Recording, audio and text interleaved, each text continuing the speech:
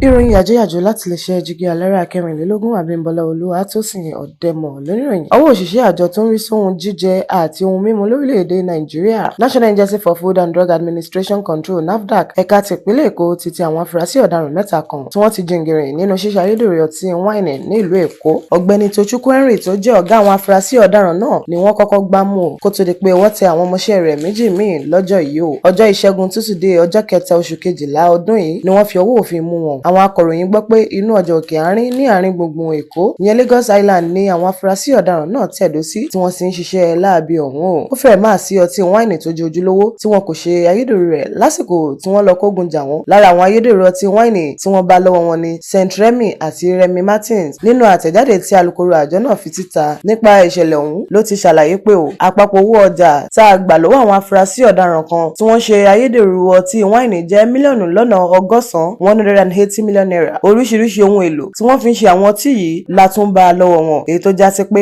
wọ́n ti jìngìrìn nínú ṣíṣe ayédèrú ọtí Waini náà ti pẹ́ o. Òkè àárín ni wọ́n tẹ̀dó sí. Àwọn aráàlú kan tí wọ́n mọ̀ nípa iṣẹ́ tó lòdì tí wọ́n ń ṣe ni wọ́n fọ̀rọ̀ ọ̀hún tó wà létí o tá a sì lọ fọwọ́ òfin mú wọn. Àjọ yìí wá rọ̀ àwọn aráàlú pé kí wọ́n máa ṣọ́ra lásìkò yìí kí wọ́n tó rẹ ohunkóhun nítorí pé gbogbo ọ̀nà làwọn oníṣẹ́ ibi ń gbà láti wọ owó nípa ṣíṣe ayédèrú ọtí Waini àtàwọn ohun míì tí ẹnu ń jẹ síta lásìkò ọdún. Wọ́n ní àwọn ń ṣèwádìí nípa àwọn afurasí ọ̀daràn náà lọ́wọ́ àwọn sì máa fojú wọn ba ilé ẹjọ́ láìpẹ́. Tó kí ń dùn kó pọ̀. Àníre jù báyìí lọ ní abala ìròyìn Yajoyajo láti ìkànnì jígí alára kẹrìnlélógún Abímbọ́lá Olúwatósìn Ọ̀dẹ́mọ̀ lóníròyìn. Mo ń ròyìn ní ẹ̀ka ìpínlẹ̀ Èkó ti jígí alára. Ẹ má gbàgbé láti bá wa subscribe ire.